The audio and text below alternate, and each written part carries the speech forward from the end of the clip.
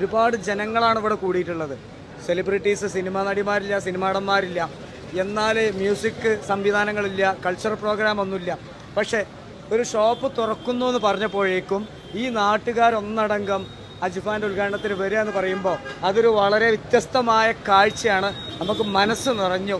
ഏതായാലും നമുക്ക് കാര്യങ്ങൾ ചോദിക്കാനുള്ളത് അജ്ഫാൻ ഗ്രൂപ്പിൻ്റെ ചെയർമാനോടാണ്. ഒപ്പം അതിൻ്റെ ടീമുകളൊക്കെ ഉണ്ട് കൂടെ.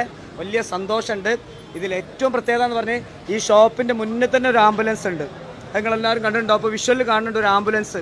ഉദ്ഘാടനത്തിന് കുട്ടിയൊക്കെ ചെയ്തത്, ഉദ്ഘാടനത്തിന് വേറെ എക്സ്പെൻസ് ഒന്നുമില്ല.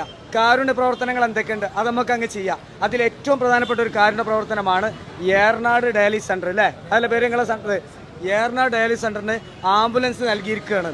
ഒരു വലിയ ഷോപ്പാണ്. പിന്നെ ഇന്നത്തെ ഉദ്ഘാടനത്തിനും കുട്ടിക്കാൻ്റെ കൂടെ കുട്ടിക്കാൻ്റെ മക്കള്, പിന്നെ അമീർ ഭായ്, ഫായദ് ഭായ്, ഭാര്യ എല്ലാവരും ഉണ്ടല്ലേ? ഫാമിലി ഉണ്ട്, എല്ലാവരും ഉണ്ട് എന്നുള്ളതാണ്. ഓക്കെ, എന്താ നിങ്ങള് പിന്നെ അൽഹംദുലില്ലാ ഒരുപാട് ആൾക്കാരെന്ത് കാണാൻ പറ്റി? അതെന്താ അതിന്റെ രഹസ്യം? എന്താ? അജ്ഫാനോട് അത്ര ഇഷ്ടമുണ്ടായതുകൊണ്ട്.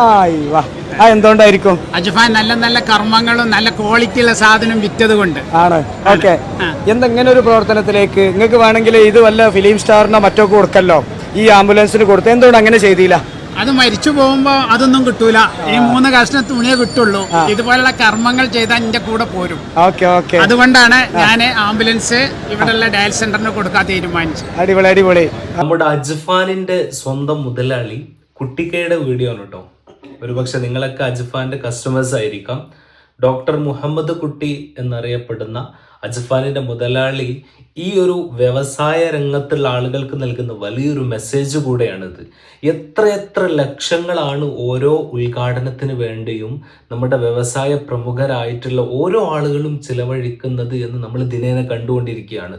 സിനിമാ സെലിബ്രിറ്റികളെയും മറ്റു സമൂഹത്തിൽ ഉയർന്നു നിൽക്കുന്ന ആളുകളെ കൊണ്ടുവന്നുകൊണ്ട് ലക്ഷങ്ങൾ അവർക്ക് പാരിതോഷികം നൽകിക്കൊണ്ട് ഒരുപാട് ലക്ഷങ്ങൾ പൊടിപ്പിച്ചിട്ടുള്ള ഉദ്ഘാടന വേദികളാണ് ഇന്ന് കേരളത്തിൽ നടന്നുകൊണ്ടിരിക്കുന്നത്. ആ പണമെല്ലാം ഒരാൾക്കും ഉപകാരപ്പെടാതെ പോകുന്നു എന്നുള്ളതും ഇതിൻ്റെ പിന്നിൽ നമ്മൾ ചേർത്ത് വായിക്കേണ്ട ഒരു കാര്യം തന്നെയാണ്.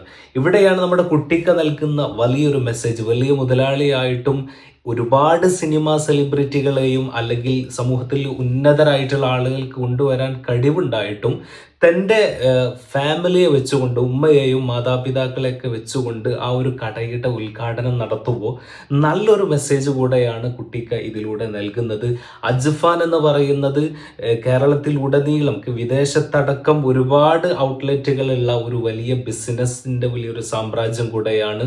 നല്ല ക്വാളിറ്റിയുള്ള പ്രൊഡക്റ്റുകൾ ആളുകൾക്ക് സമ്മാനിക്കുന്നു എന്നുള്ളത് തന്നെയാണ് അജ്ഫാനെ മറ്റുള്ളവരിൽ നിന്നും വ്യത്യസ്തമാക്കുന്നത്.